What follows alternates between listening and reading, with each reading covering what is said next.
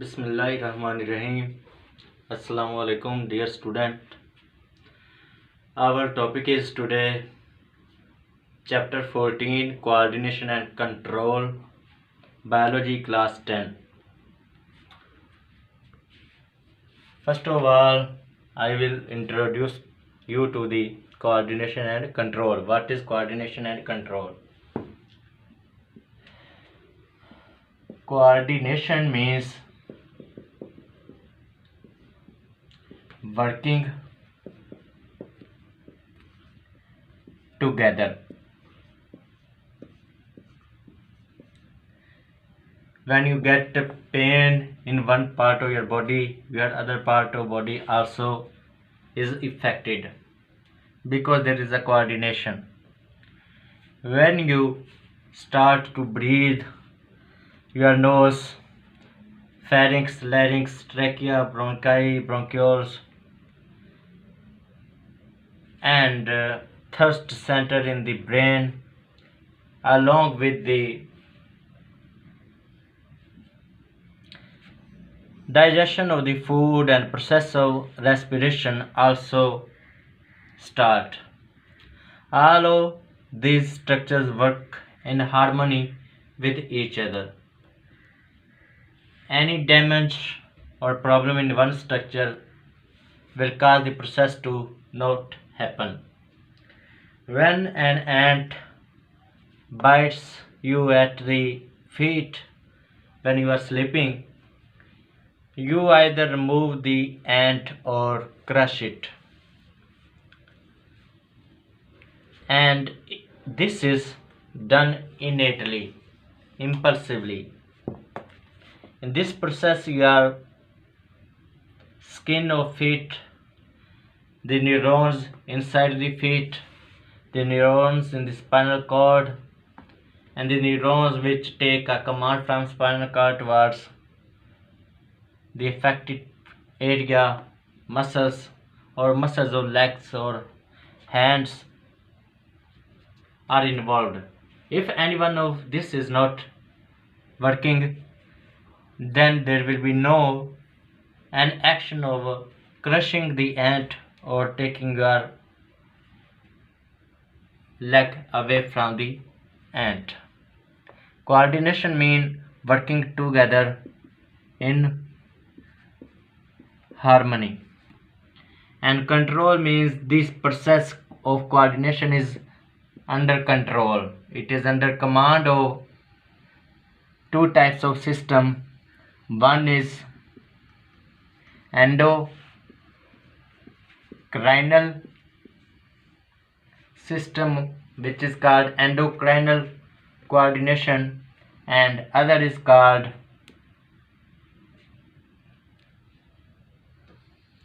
neuronal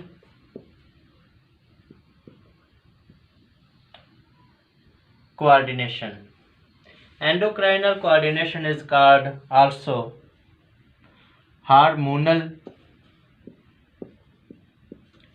coordination or chemical coordination, because in endocrinal or in hormonal coordination, chemicals like hormones are used to control the process of coordination. The other type of coordination and control mechanism is neuronal coordination. Neuronal coordination is also called nervous coordination. It is called nervous coordination because it uses specialized cells of nervous system which are called neurons. Both of these type of coordination exist: nervous coordination or nervous system and chemical coordination or chemical system of coordination. Whether coordination is neuronal coordination or endocrinal coordination, there are some common shared components of coordination in both lower and higher animals as well as in some plants. The components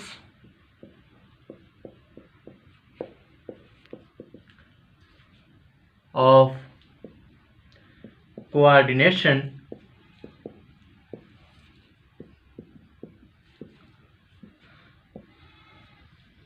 include stimulus,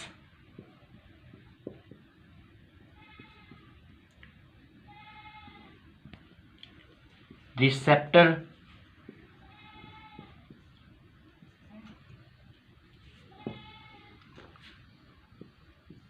coordinator,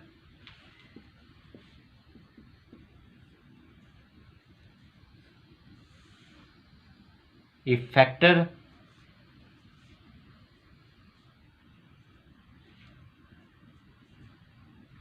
and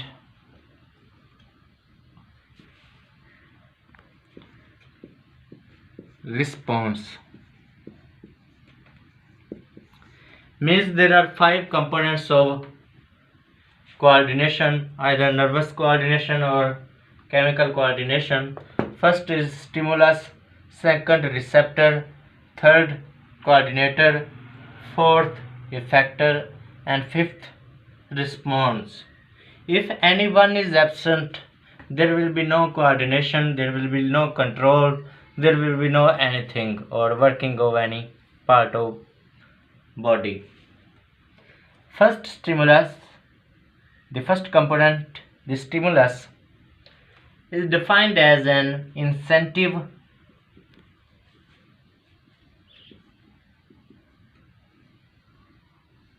as a provocative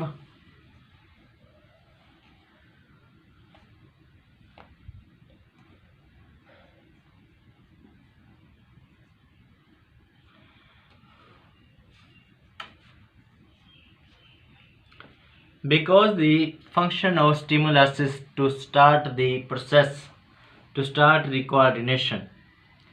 Stimulus is defined as any change in environment.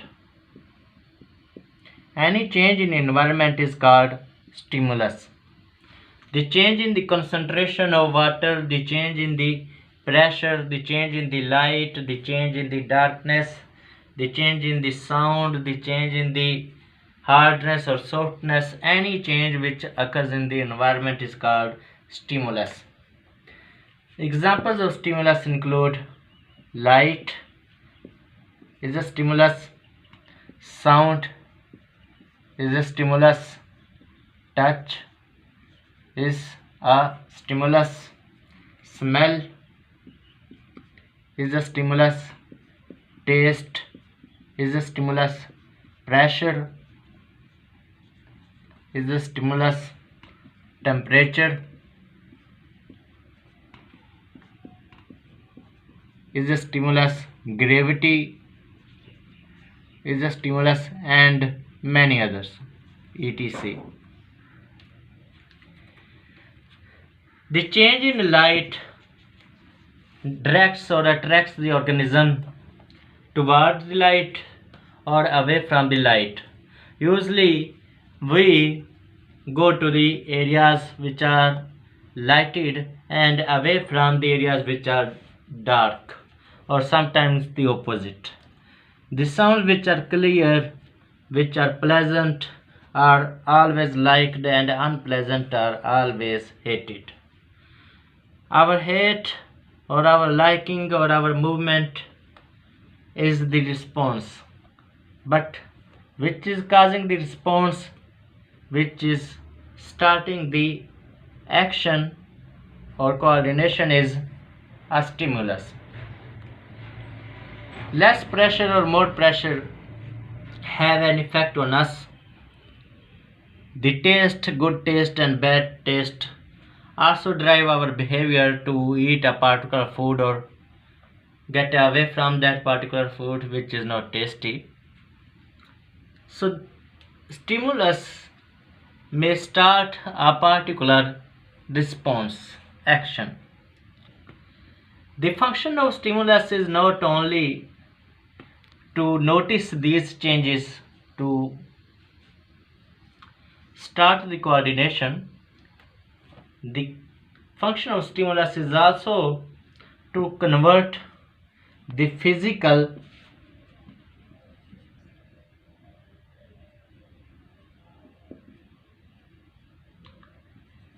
nature of organism. There are two types of stimulus. One is external from the environment and the other type of stimulus internal from within the cells. Because one cell gives the message to another cell to do a particular job. All the cells are connected with each other. They keep on demanding the things from each other, and these demands of the cells are called their internal stimuli. Second component of coordination is receptor. Receptor is an organ which receives or which takes stimulus and send it to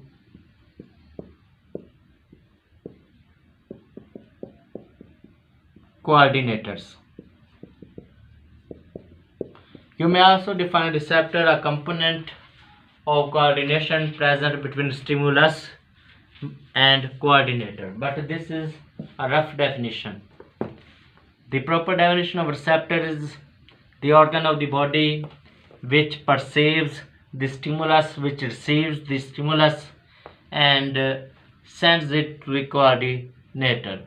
Receptors do not only receive the stimulus, they also send it to the coordinators, because receptors have the ability to change the physical stimulus into electrochemical stimulus. Receptors convert physical stimulus into electrochemical stimulus. This electrochemical stimulus is also called nerve impulse in case of nervous coordination. The examples of receptors include our ear, our nose, our eyes, our tongue, our skin, etc. Our eyes are receptor of light. Our ears are receptor of sound. Our skin is receptor of touch. Our nose is receptor of smell. Our tongue is receptor of taste. Our skin again is receptor of pressure. Also ears are receptor of pressure. Our skin is receptor of temperature. Our skin is a receptor of gravity. Our receptor, like eye, takes the light signal and sends it to the coordinator. Now, what are coordinators? Coordinators are the third component of coordination. Coordinators take the electrochemical signal from receptors and process it, interpret it, and continue a particular command or an order, sending it to the effectors, the fourth component of coordination. There are two types of coordinators. In nervous coordination, brain and spinal cord are coordinators. In nervous coordination, which involves the neurons, brain and spinal cord are coordinators. And in chemical coordination, In chemical coordination, endocrine glands are coordinators. When a nervous coordinator like brain or spinal cord receives the message from receptor, which is in the form of electrochemical signal, they produce a nerve impulse taking an order to do a particular action towards the effector. And when an endocrine gland receives the message in the form of electrochemical stimulus from receptor, the endocrine gland will produce special chemicals called hormones. These hormones are sent by endocrine glands acting as chemical coordinators towards the effectors for a particular action. Now, the fourth component of nervous system coordination are effector. Effector are particular parts of the body where an action is done against a stimulus, and these include muscles, bones in case of nervous coordination, and in case of chemical coordination, the effectors include most of the other organs than muscles and bones like nephrons, but some bones may also be the effector of chemical coordination. When a muscle receives a command from a coordinator like nervous or chemical, it contracts and causes movement. Bones also help in movement, but they cannot help it without the action of muscles. So what is the action plan done on the bones? It is that bones produce blood cells on receiving some command from coordinator, either nervous or chemical, and also bones store minerals in them or release minerals depending upon the orders from coordinators, which in return are making these orders depending upon the information received from receptors. The fifth component, the response, is the action taken by the help of the previously mentioned structure. For example, touching the ant was a stimulus.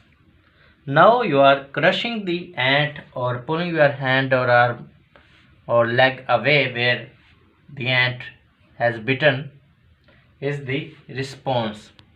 And all these structures, receptor, coordinators, effectors, were the components behind the scene.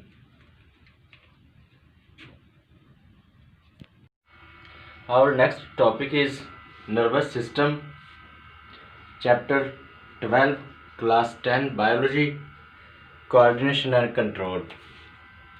What is nervous system? A system which consists of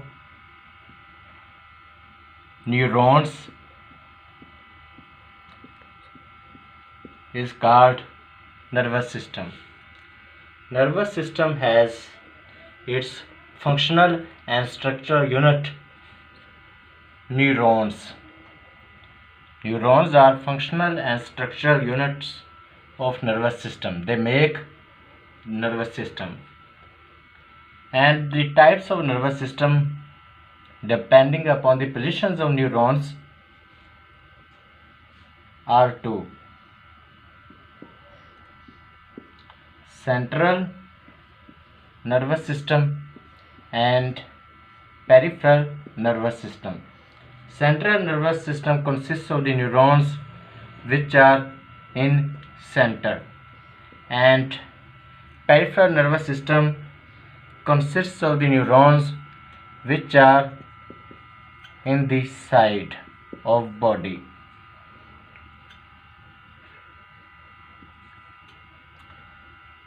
Because central nervous system consists of the neurons which are present in the center of the body, and the neurons which are present in the center of body are brain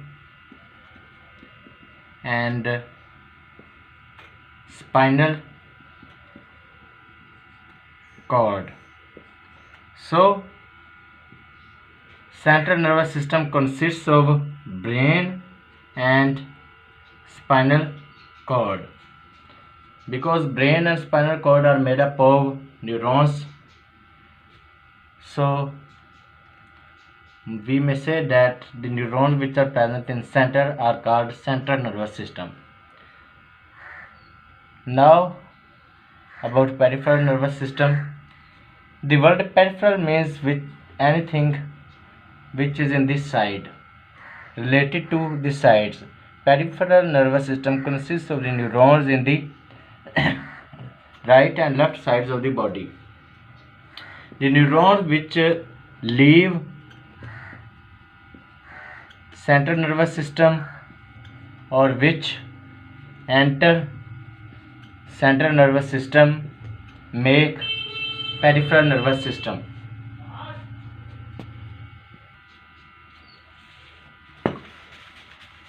Because neurons are present in both types of nervous system, it is necessary for us to know in detail about the neurons. What are neurons? What is their structure, etc. Neurons are also called nerve cells.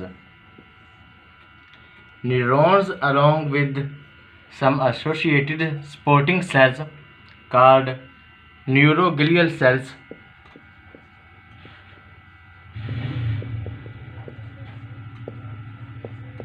are present in all over the nervous system, whether it is central nervous system or peripheral nervous system. The structure of a single neuron is like this.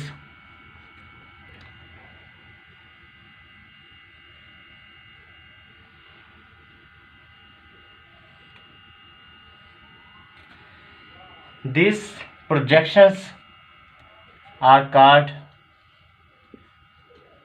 dendrites,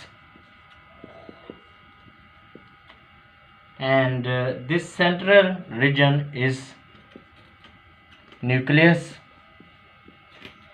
Both the dendrites and nucleus collectively are called cell body. This long tube-like fiber which is attached to the neurons away from cell body, it is called axon or axon. The function of dendrites is to receive the stimulus and send it to the nucleus. It receives dendrites which are hair-like structures. These projections of neuron catch or receive the stimulus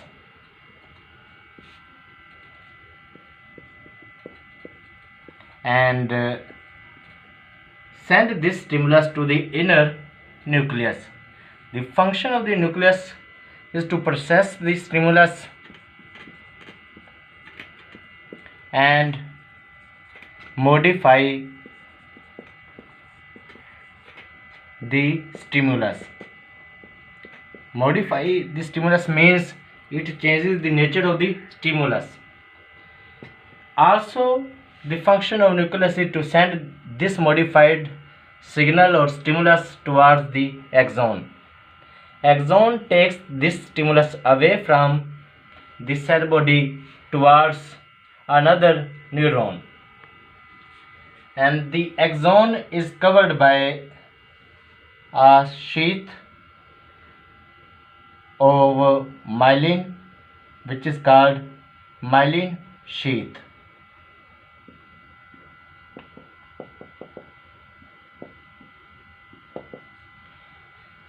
Around the axon there is a protective covering which prevents the axon from electrical shock or from pressure. This protective covering around the axon, called myelin sheath, is produced by specialized cells which are present around the axon. These specialized cells are called Schwann cells. These cells produce myelin sheath. You see here these areas, this and this. Here there is no myelin sheath. These areas of no myelin sheath are called nodes of Ranvier. Usually the area of the axon which is covered by myelin sheath is well protected, but the speed of the nerve impulse or electrochemical signal is slow at myelin sheath. So these areas where no myelin sheath is present at regular intervals, mean nodes of Ranvier, let the nerve impulse to be conducted at a faster rate. Usually nerve impulse jumps from here one node to another and then from this node to this node. This jumping nerve impulse is called saltatory nerve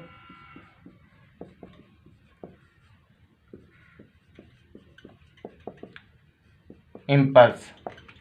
It is called saltatory nerve impulse because this nerve impulse jumps from one axon node of Ranvier to the other node of Ranvier. It increases the speed of the conduction of nerve impulse.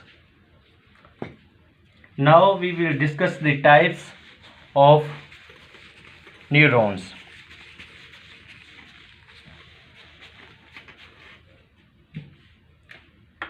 Types of neurons are three. There are three types of neurons: sensory neurons,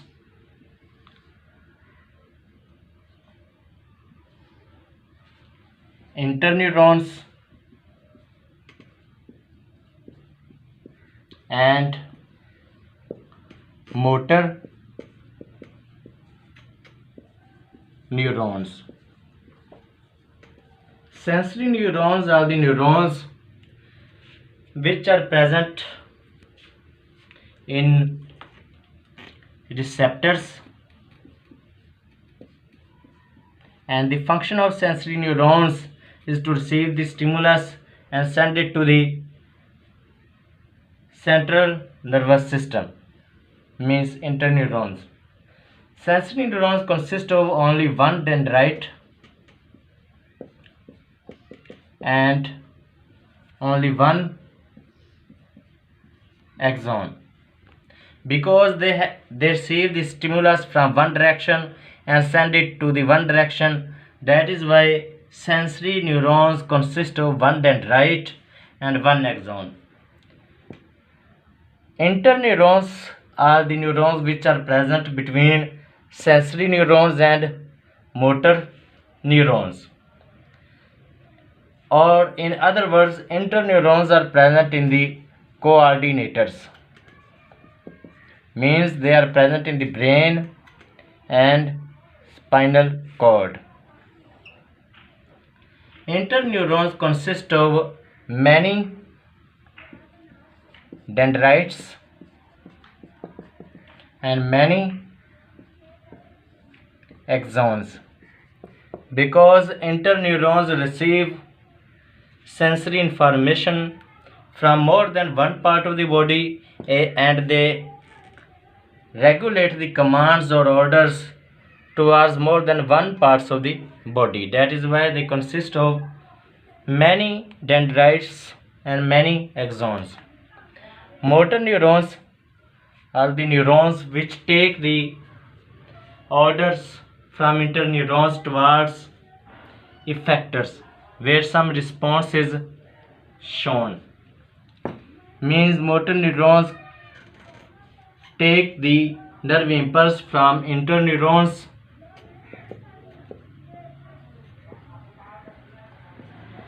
towards effectors. Motor neurons consist of many dendrites but one axon, because they take the orders from more than one centers of the brain and convey it to just one part, just one effector. In the body of human being there are billions of the neurons, and even in the brain there are billions of the neurons. These too much neurons get fit into very small area, into very small piece of the body, only and only because of some specific compact mechanism.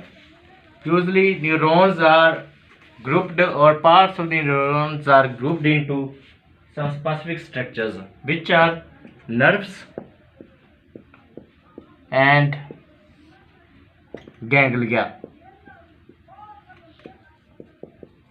When the axons of many neurons combine together to be fitted in a small place, this grouping of the axons of neurons are called nerves.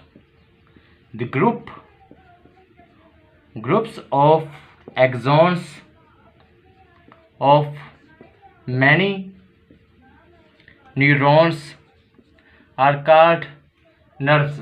Usually the nerves are protected by a lipid layer so that there will be no damage and a faster conduction of the nerve impulse. Ganglia are a collection or a groups of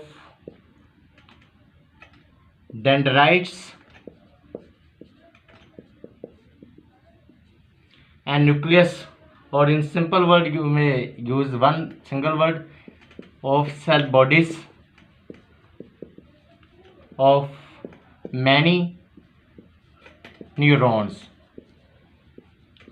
The groups of the cell bodies of many neurons are called ganglia, and these groups are made for neurons to get fit into small place, and the groups of the axons of neurons, many neurons, are called nerves.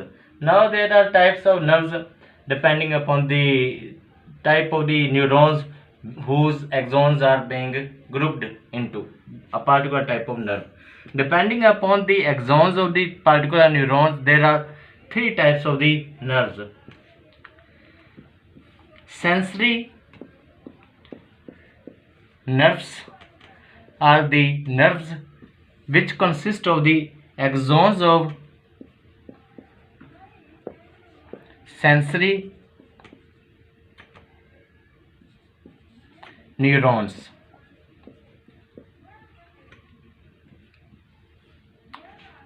Motor nerves are the nerves which consist of axons of motor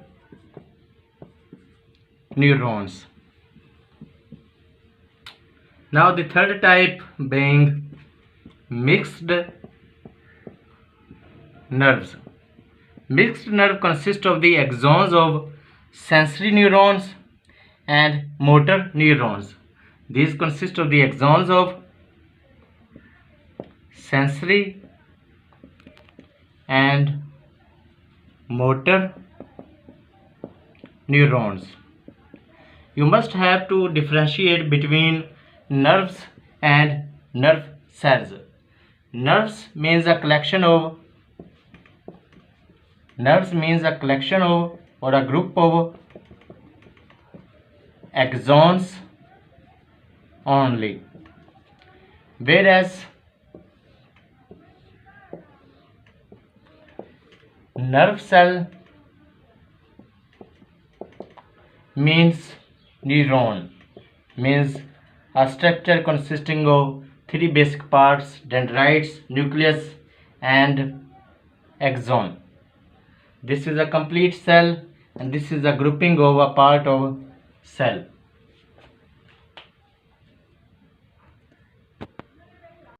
Our next topic is divisions of human brain. Major divisions of human brain are forebrain,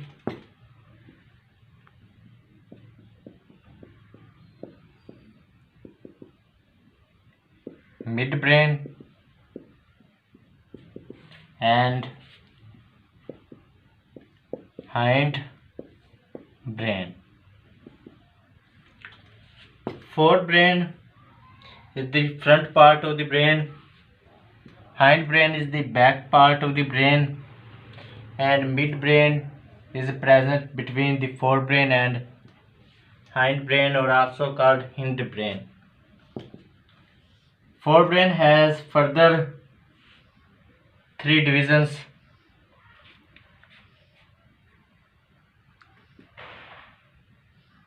thalamus,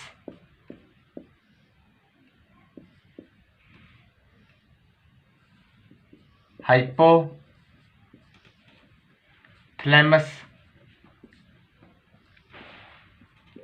and cerebrum. Cerebrum is present on the top. It is the topmost part of forebrain, and just under the cerebrum is present thalamus. Now in position from top to down, bottom, hypothalamus is third. Cerebrum is topmost, below cerebrum is thalamus, and below thalamus is the third part of forebrain called hypothalamus. The function of thalamus is to connect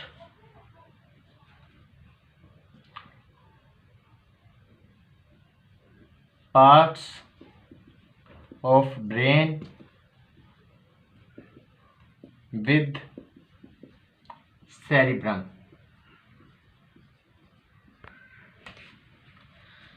Means thalamus acts as a relay center, as a coordination center between the lower parts of the brain and higher part of the brain, that is cerebrum.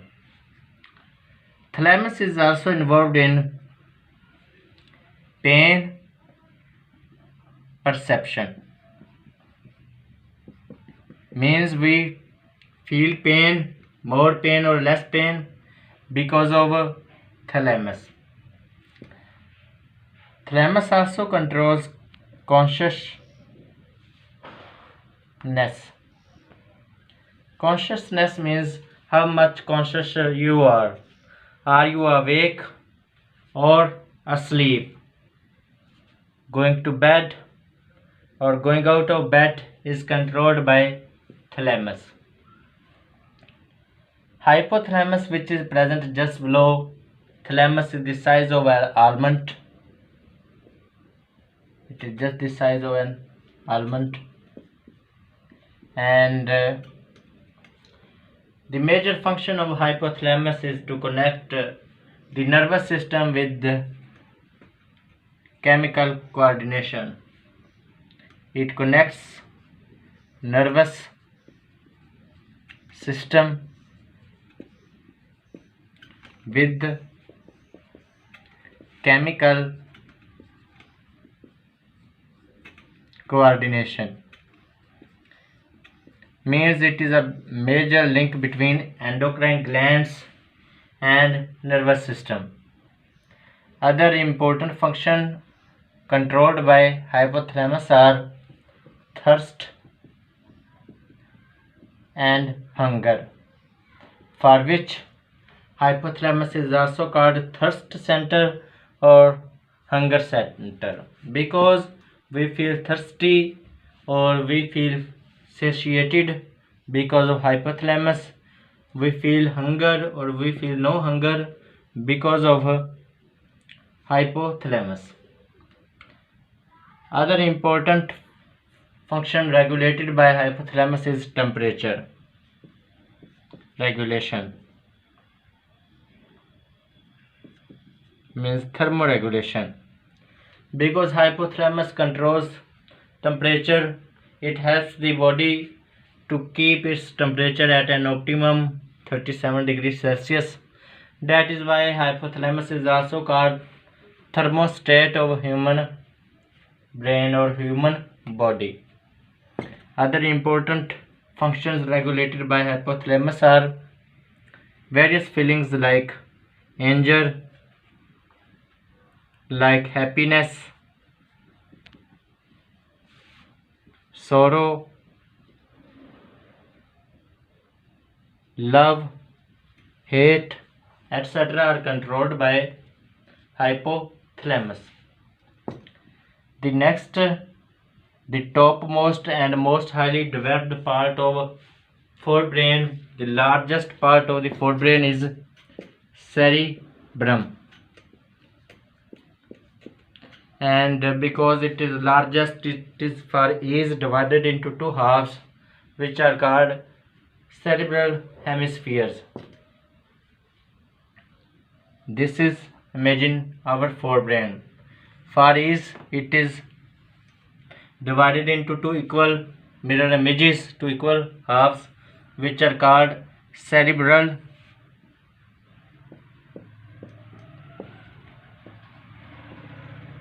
hemispheres. Where these cerebral hemisphere joins together around this point, there are present small projections which are called olfactory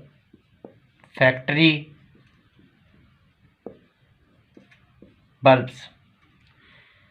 Word olfactory means related to nose, related to smell, and the function of olfactory bulbs is to control the smelling abilities of nose.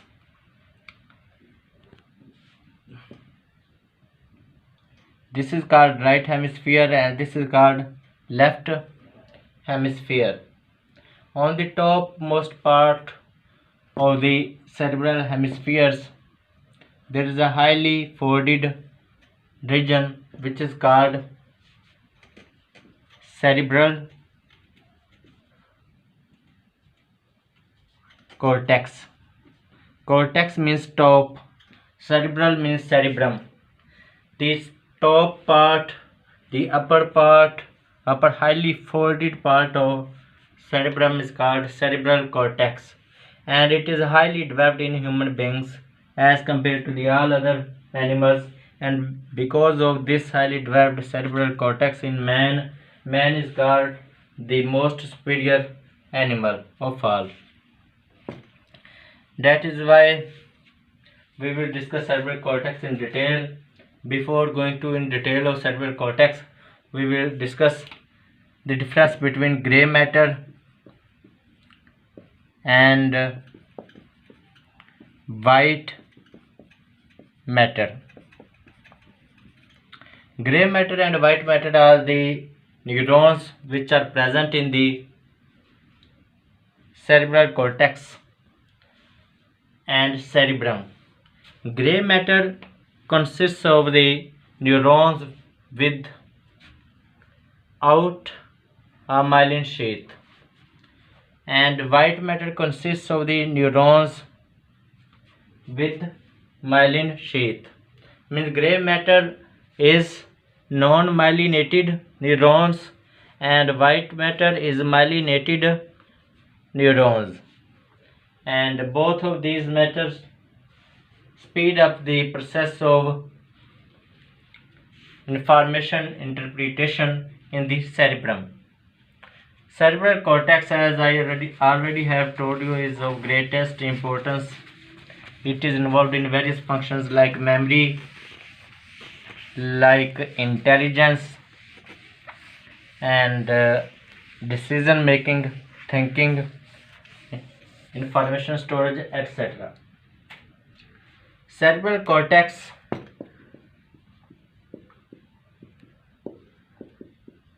has further 4 parts which are called lobes. The 4 lobes of cerebral cortex are frontal lobe,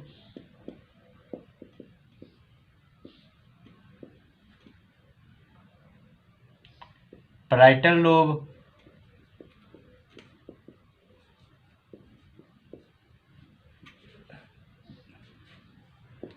occipital lobe,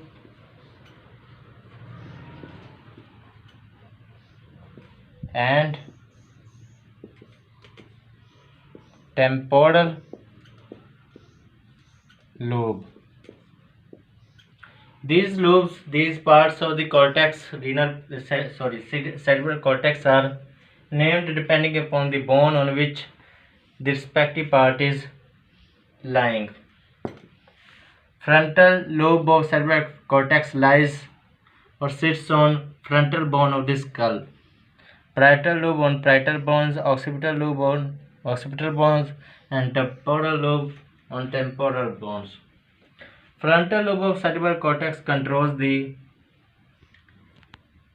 skeletal muscles.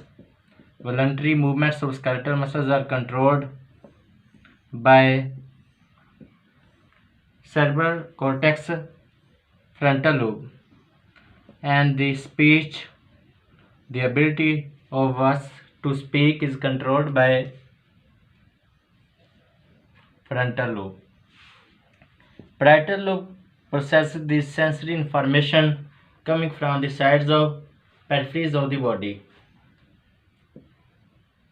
It interprets sensory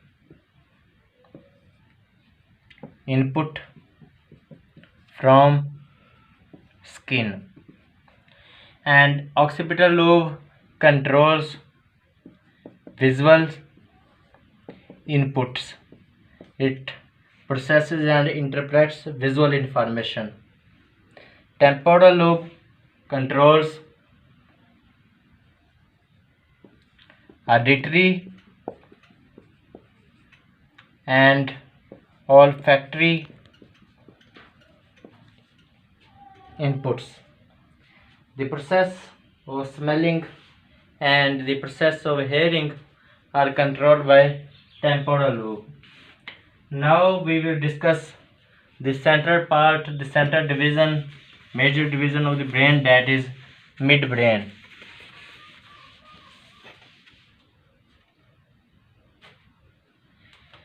Midbrain is present between forebrain and hindbrain, and its major function is to connect forebrain with hindbrain, or also called hindbrain, and with spinal cord. Midbrain not only connects the hindbrain with forebrain, but it also connects the spinal cord with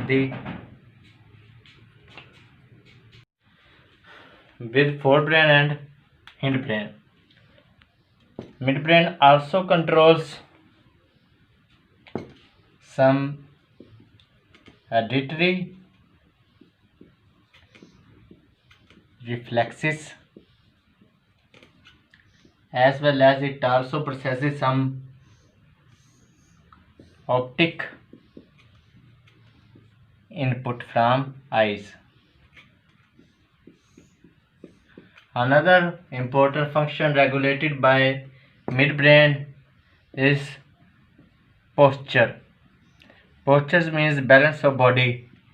To not allow the body to move without the control is under control of midbrain.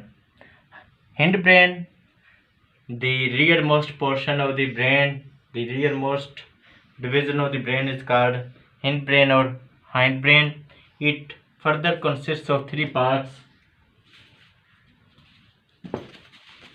which are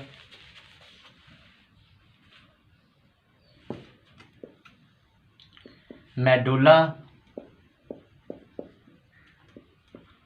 oblongata, cerebellum, and pons. Medulla oblongata is the last and lowest part of hindbrain. It is like a stalk. Medulla oblongata connects the hindbrain with spinal cord. It connects hindbrain with spinal cord. Also, medulla oblongata is involved in controlling the breathing rate and heart rate. Working of heart and working of respiratory system is under control of medulla oblongata, and because it controls the breathing process, that is why medulla oblongata is also involved in coughing, in swallowing, and any function which is occurring around the neck, inside the neck. Food passing through the neck is controlled by medulla oblongata. Air passing through the neck is controlled by medulla oblongata. Any strike or any stroke to the medulla oblongata may cause the person to get unconscious. It can knock the person unconscious. The cerebellum, the other second part of the hindbrain, is present just behind medulla oblongata. The function of cerebellum is to control muscle movements. Pons is like a bridge of neurons present on the top of medulla oblongata, and pons helps the medulla oblongata in processing the information, and also it helps in balance. Pons helps medulla oblongata in conducting the input to her brain centers and to process the information that is related to breathing and heart rate, and it also, along with cerebellum, helps in the maintenance of balance and posture of the body, along with and help from midbrain.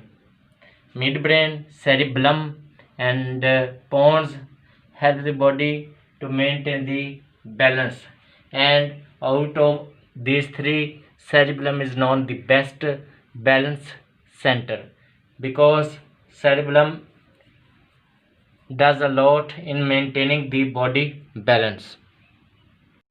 Our next topic is spinal cord. What is spinal cord? As you know that spinal cord is a coordinator of nervous coordination, and today we will discuss more in detail about spinal cord. Cord means a bundle. Spinal means related to spine, and spine means backbone, which in science is called vertebral column. Spinal cord is a bundle of nerves. It is a bundle of nerves present in vertebral column. Spinal cord is protected by vertebral column. As brain is protected by skull, spinal cord is protected by vertebral column. Also, spinal cord is covered by the same membranes called meninges, which are present around the brain. In the spinal cord, there is also a protective fluid called cerebrospinal fluid. which prevents the spinal cord against electrical shock or sudden increase in pressure.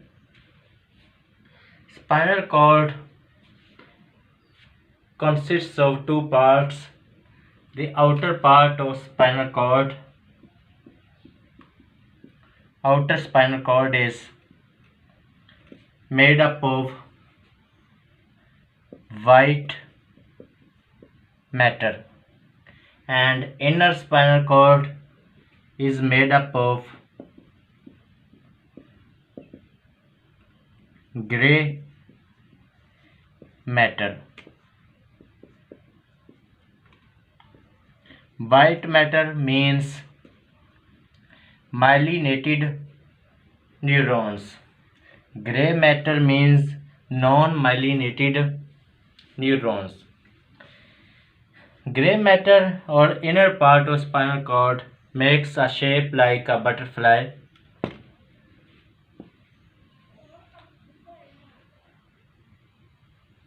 Like this.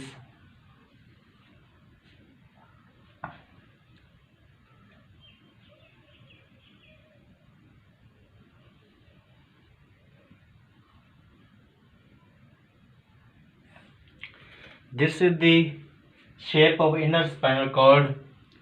From the upper portion of spinal cord, a nerve arises, and from lower part of spinal cord of this side, right side, another nerve arises.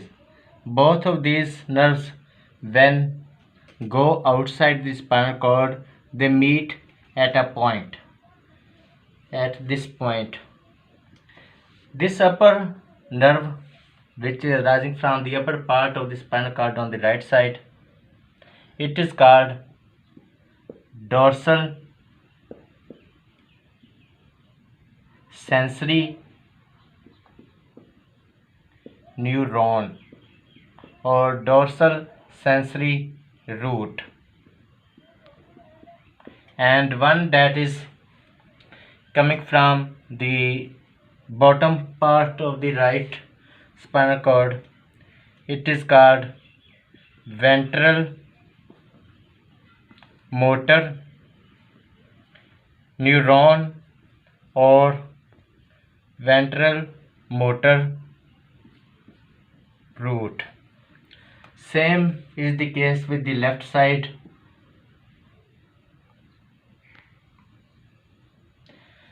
Now this is one nerve as a whole, and this is one nerve as a whole. From a single part of spinal cord, there is such a pair of the nerves arising from the spinal cord, and there are about 31 such pairs of spinal nerves.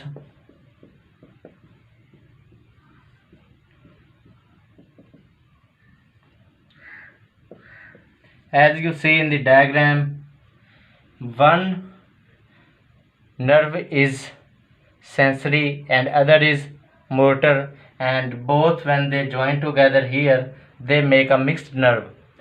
The sensory neuron and the motor neuron, when joined together with their axons, they make a mixed nerve. There arise 31 pairs of mixed spinal nerves from the spinal cord. This, having the mixed nerves, all the mixed nerves, helps the spinal cord to act as an immediate reflex center as compared to the brain. From brain there arise sensory neurons, motor neurons, and mixed. From the brain there arise sensory nerves, motor nerves, and mixed nerves. But from spinal cord there arise only and only mixed nerves, and these nerves are called spinal nerves. 31 pairs of spinal nerves arise from the spinal cord. One member from one side and other member of the nerve is arising from the other side, and these two will make a pair. What is the function of spinal cord? Spinal cord has two important functions. Spinal cord, because it is present between the far away parts of the body and the brain. So an important function of spinal cord is to connect the brain with the farmost parts of the body like legs and feet. Spinal cord serves as a link between brain and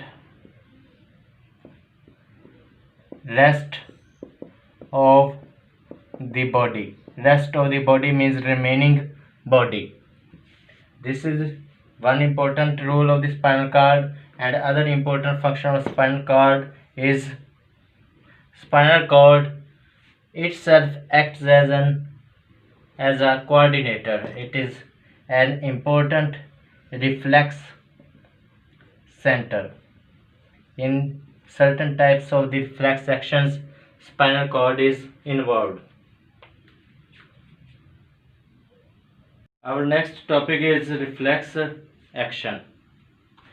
Reflex action is a specific type of action performed by our body by the help of coordinators, in particular spinal cord. First, to know about reflex action, we will discuss the three types of the actions performed by the body. One being the voluntary action. Voluntary action is an action which is under control of the brain. It is under conscious control of the brain and spinal cord. Such an action is called voluntary actions, like the movement of skeletal muscles, the contraction and relaxation, the working of the skeletal muscle is under control of the brain and spinal cord.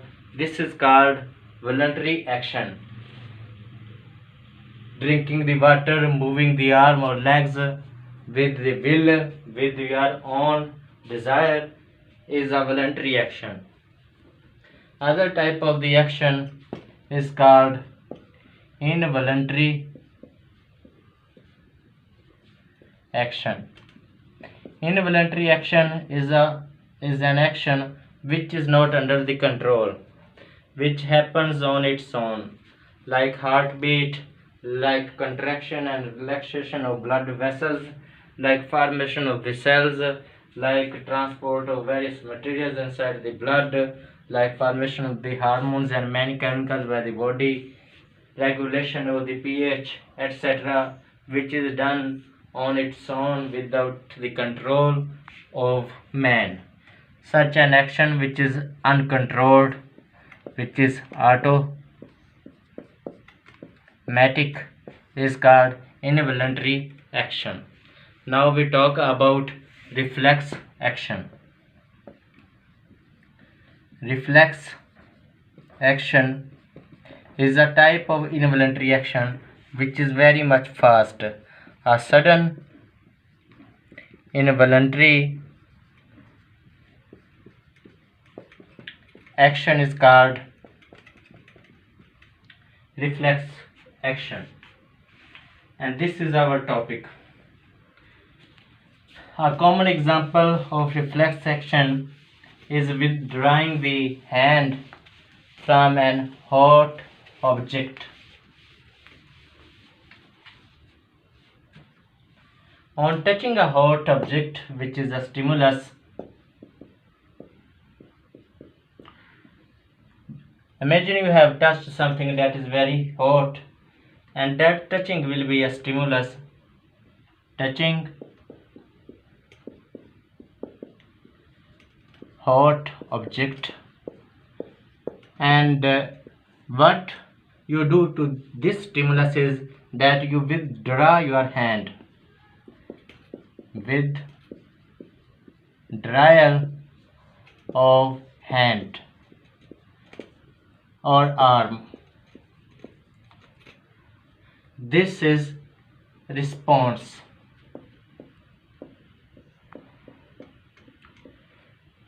No matter how much intelligent you are and how much you can control your body movements, whenever you will touch something that is hot, you will always withdraw your hand as a response, and this response will not be under your control.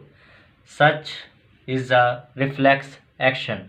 This is an example of a very common example of reflex action. When your hand touched something hot, the pain or temperature receptor in your skin made a stimulus which traveled across the sensory neurons towards the spinal cord. Spinal cord acted on the time as a coordinator and a reflex center, and it ordered a command towards the muscles of your arm to pull your arm back from away from the site which is hot. The pathway which is taken by the nerve impulse in case of reflex action is called reflex arc. It is in the form of arc. Why it is called an arc? Because pathway taken by reflex action is like an arc. That is why it is called reflex arc. Imagine this is something hot and your hand has touched it. The sensory neuron will conduct the message toward spinal cord. This is spinal cord. This is hot object.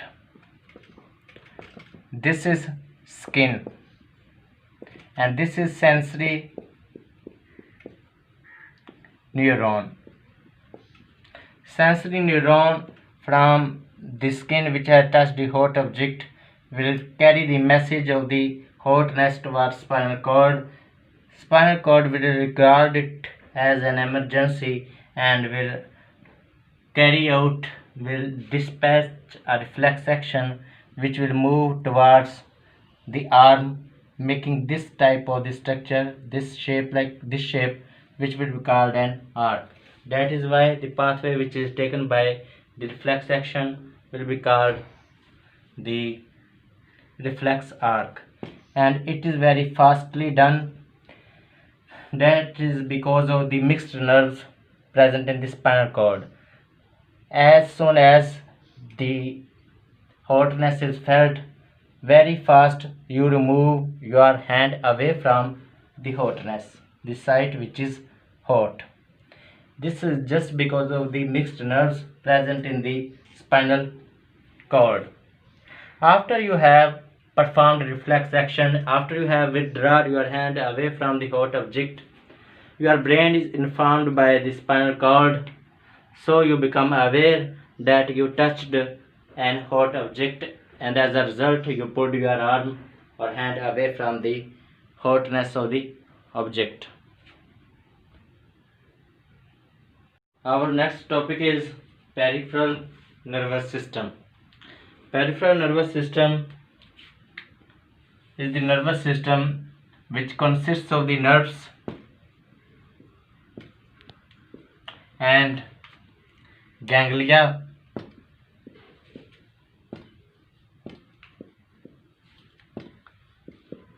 outside the central nervous system, outside the CNS. The nerves and ganglia which arise from central nervous system and which lead to central nervous system collectively are called peripheral nervous system. Central nervous system consists of the brain and spinal cord.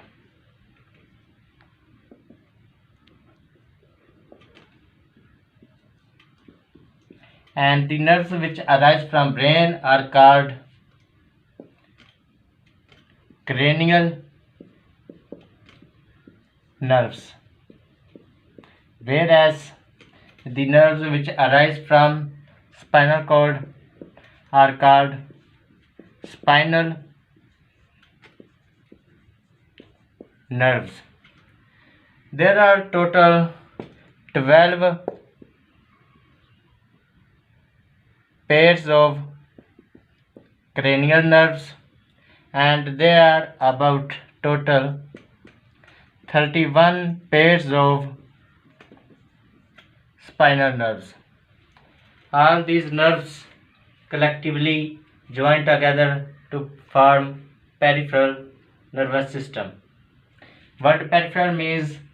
Which is present on the side, and depending upon the nerves which are mixed in case of spinal cord, all the spinal nerves are mixed, and which may be sensory, motor or mixed in case of cranial nerves. Depending upon the types of the nerves, there are two types of the peripheral nervous system: autonomic nervous system and somatic nervous system. Somatic nervous system and other type of peripheral nervous system is autonomic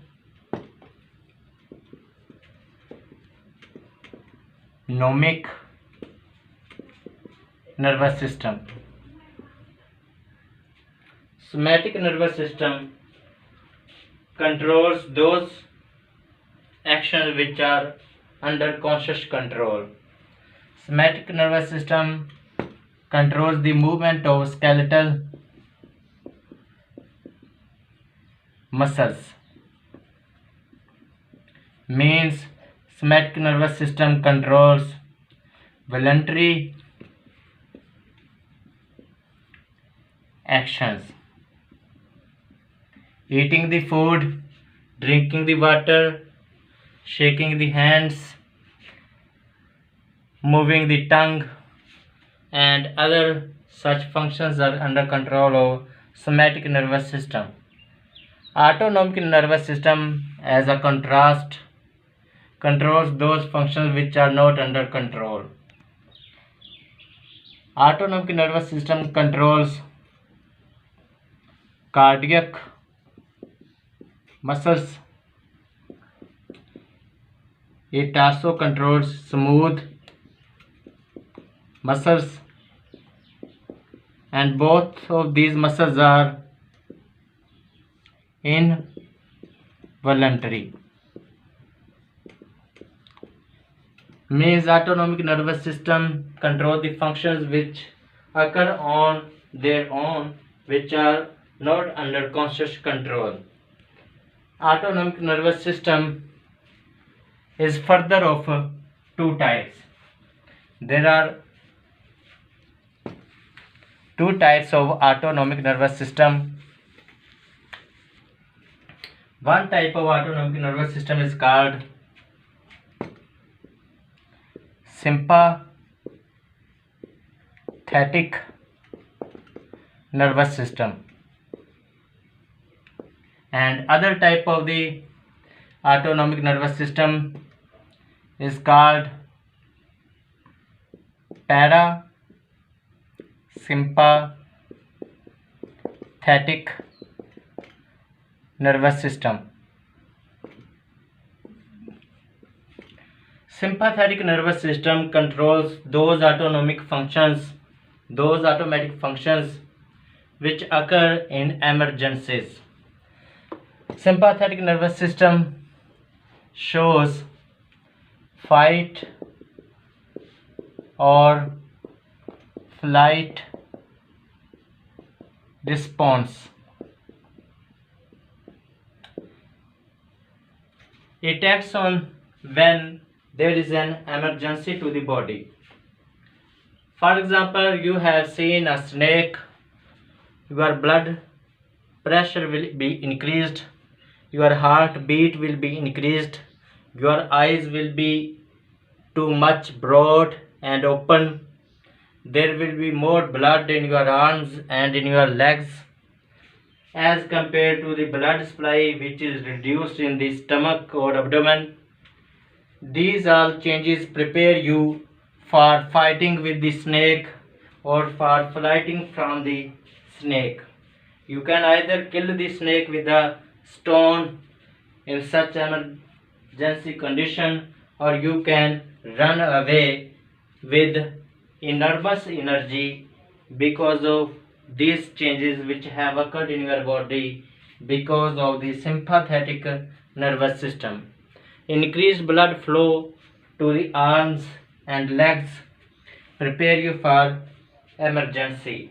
The wide eyes also make you able to cope with this emergency situation, and such a response which is brought about by sympathetic nervous system is called fight or flight response.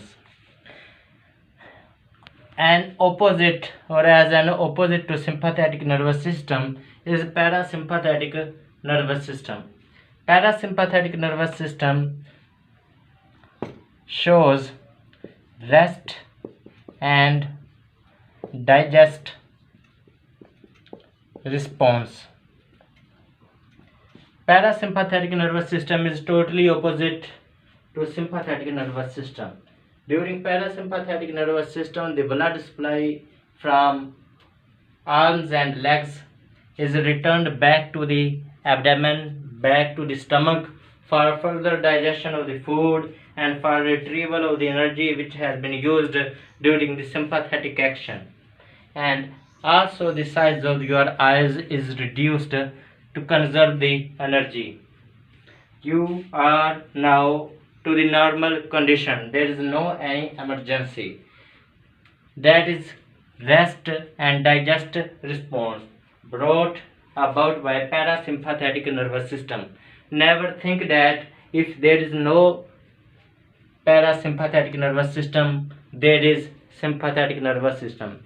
Without parasympathetic nervous system, there will be no sympathetic nervous system. Just imagine you have no energy, you have no digested food, then how can you cope with the emergency conditions, as is in case of the response from sympathetic nervous system. So they are antagonistic to each other and they always function in pair. Our next topic is eye, in particular human eye. Human have two eyes which are placed in special bones of the skull which are called eye sockets. There are two sockets present in the skull which house eyes. Two eyes are housed in two eye sockets, the bones of the skull. These sockets of eye are also called orbits of eyes. Our eyes are protected by three structures. Eyelids are lid-like structure present in front of eye. It protects eyes from direct damage.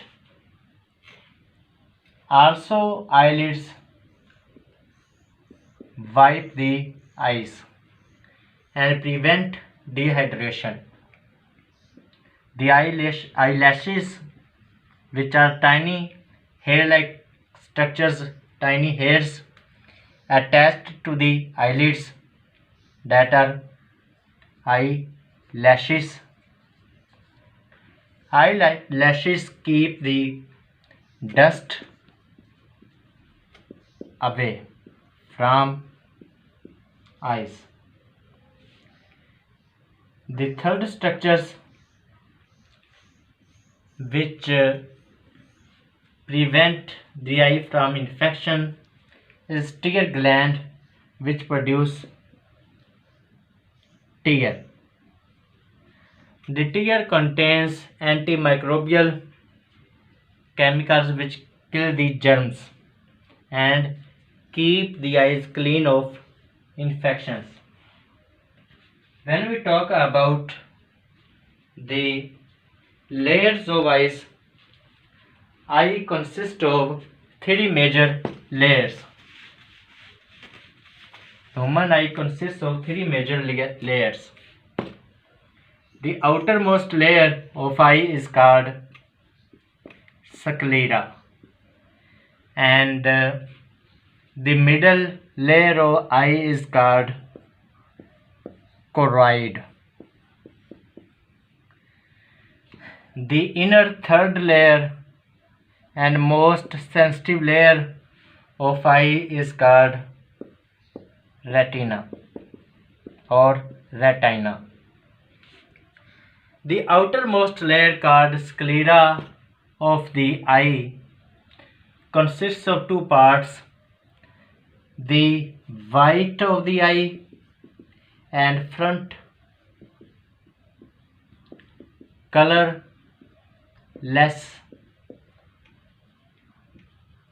cornea.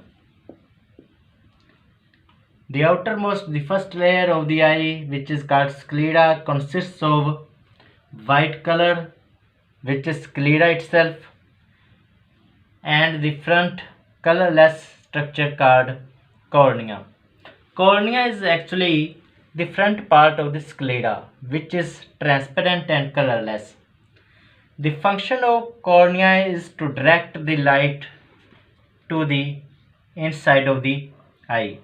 Cornea lets the light to pass through the eye, and sclera gives the eye most of its white color. The middle layer of the eye, called choroid, is dark colored. It is dark in color, and it contains enormous supply of blood. Choroid provides the sclera with blood and retina with blood because it contains blood supply.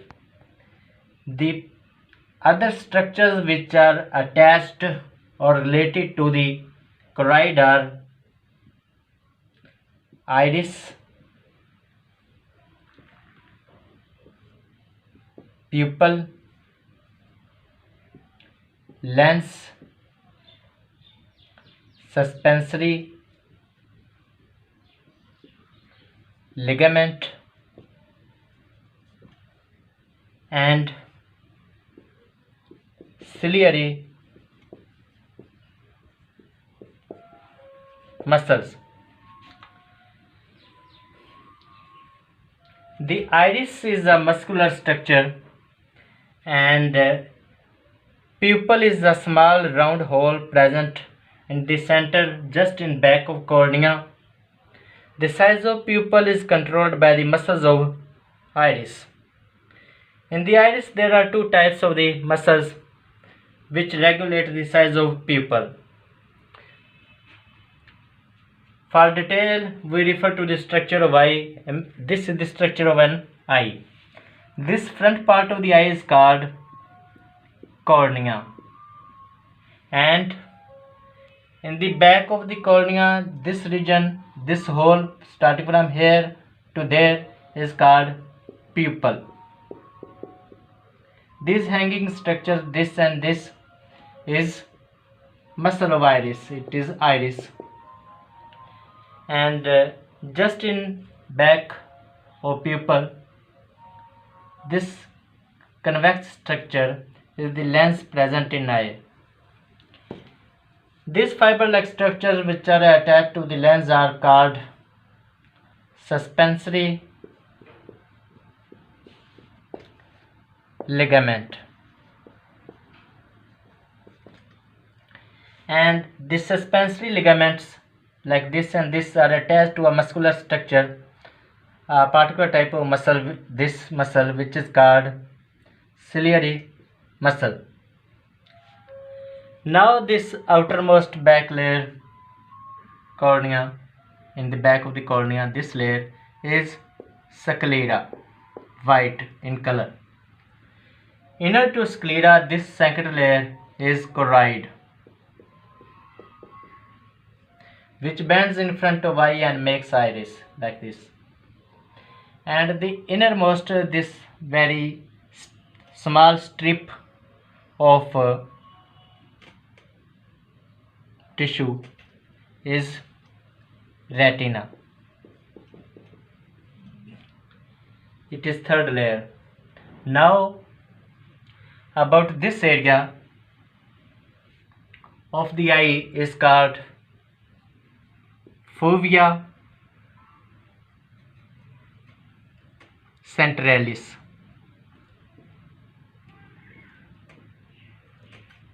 and this area starting from here to here, it is called blind spot. Blind spot or optic disc. There is a fluid present between cornea and lens. This fluid is called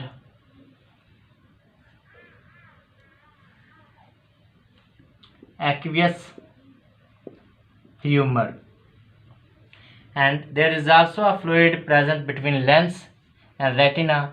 This fluid is called vitreous humor. Now we come back to the middle layer, pupil and iris. Pupil is this portion of the eye. The hole present just in back of cornea is called pupil.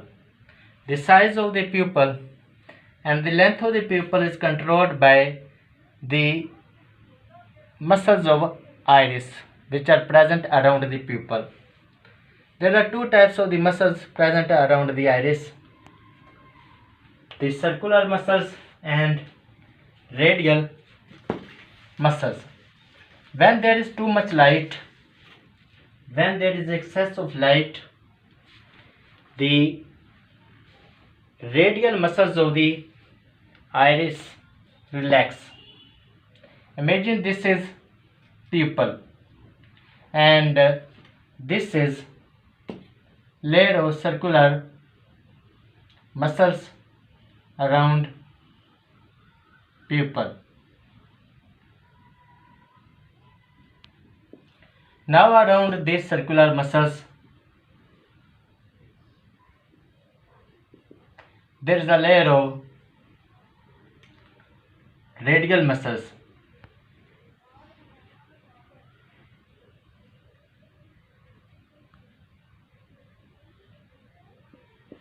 Which in this case are relaxed. When eyes are subject to bright light,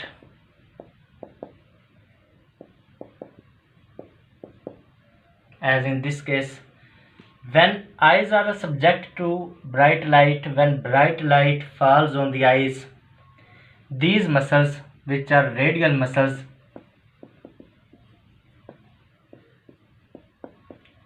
relax, become enlarged, and these muscles which are just around the pupil, these become contract. These muscles are called circular muscles. And when as an opposite eyes are subject to dim light, less light, then opposite is done. In dim light, circular muscles relax and radial muscles contract. In bright light, relaxation of radial muscles and contraction of circular muscles causes the size of pupil to be less, to be small, so that less light is entered into the eye and there is no damage to the inner retina of the eye. As an opposite, when there is dim light falling on the eye, the contraction of radial muscles and relaxation of circular muscles causes the size of pupil to be increased for as maximum light to get enter into the eye as is possible for an in large and good view of the subject or object. Now, inner to the pupil, just in back of the pupil is the lens. Human's lens is biconvex because it is on the outside on both sides. Such a lens which is having a shape like this is called convex lens, and human eyes lens is convex lens. This lens is attached or suspended by special ligaments which are called suspensory ligaments on both sides, upper and lower side. These suspensory ligaments are attached to a muscular structure which is ciliated. This muscular structure is called ciliary muscles, as in that diagram I have also made this. The role of the lens is to focus the light on the inner layer of retina. In particular, this part of the retina is much more specialized for focus of the light from lens into the retina. The function of suspensory ligament is to suspend the lens in the center of the eye, and the role of the ciliary muscles is to control the size of the lens. When we are viewing something which is far away from us, the size of the lens becomes small and it becomes more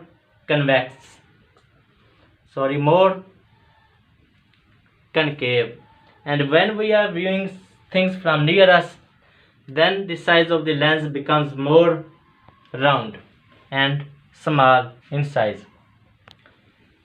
There is a water-like material present between different parts of the eye. The parts of the eye are differentiated into two parts. This area of the eye present between cornea and lens is called anterior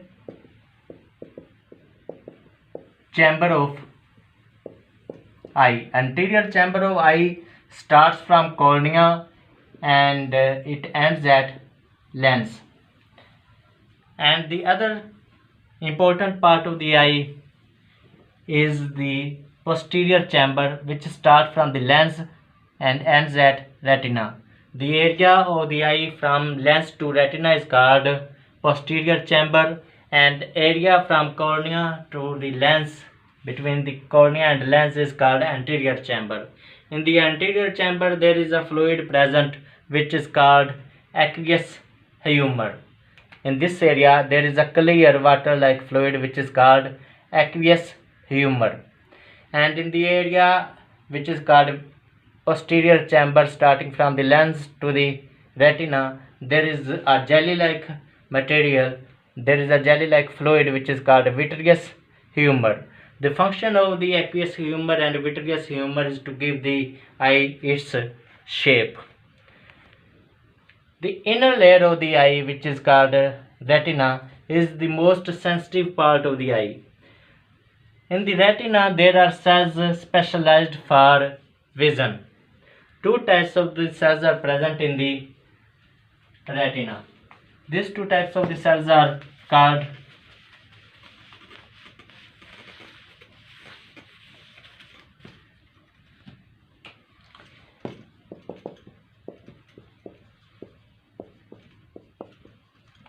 rods and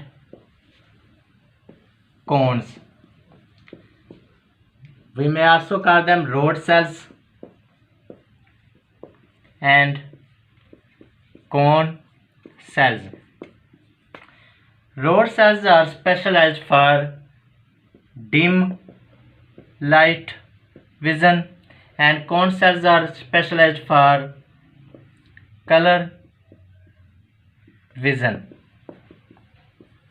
We differentiate between different colors because of the cones present in the retina, and we differentiate between the light and dark only and only because of the rod cells present in the retina.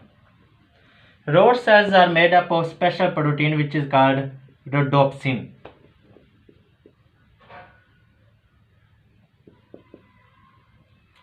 There is a special protein present in the rod cells which is called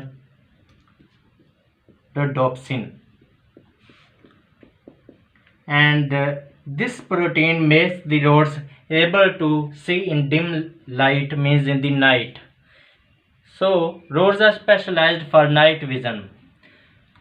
Vitamin A is a vitamin which is required for formation of rhodopsin in the rods, and if there is a deficiency of vitamin A, there will be the deficiency of rhodopsin, and if there will be the deficiency of the rhodopsin, there will be lack of vision in the night. This problem is called night blindness. Then you cannot see in the night because of the lack of the rhodopsin, which in turn is because of the deficiency of the vitamin A. Then it is called night blindness. And cone cells, which help in color vision, are also made up of a special type of the protein which is called iodopsin. Usually there are three types of the iodopsin present in cone cells, depending upon which there are three types of the cone cells. These three types of the iodopsin or three types of the cone cells are specialized for three primary colors, which are blue, green and red. All the other colors formed from these three primary colors, and our eye can differentiate between about 10 million colors by the combination of these three primary colors, which in turn are sensitized by three types of the iodopsins or three types of the cone cells. So if there is any deficiency of iodopsin, there will be not working of the cone cells. This will result in the color vision lost, and it is known as color blindness.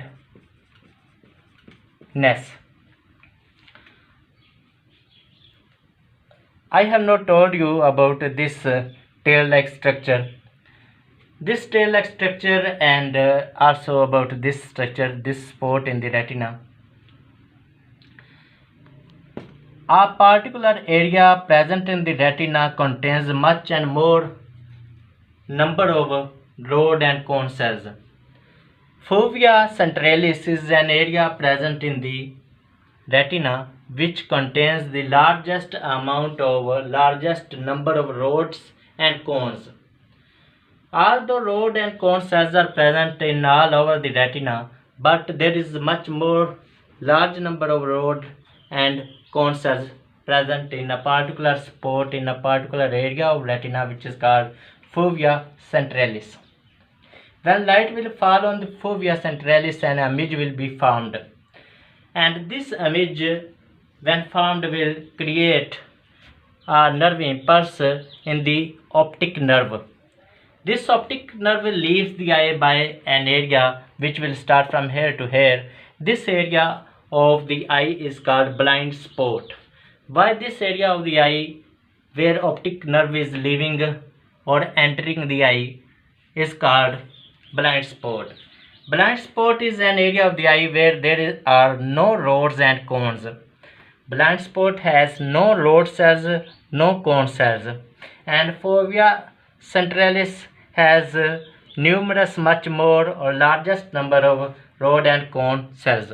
We can also call blind spot optic disc because it is an area of the eye through which the optic nerve which carries the nerve impulse away or towards the eye is present. The other disorders of the eye include myopia and hypermetropia.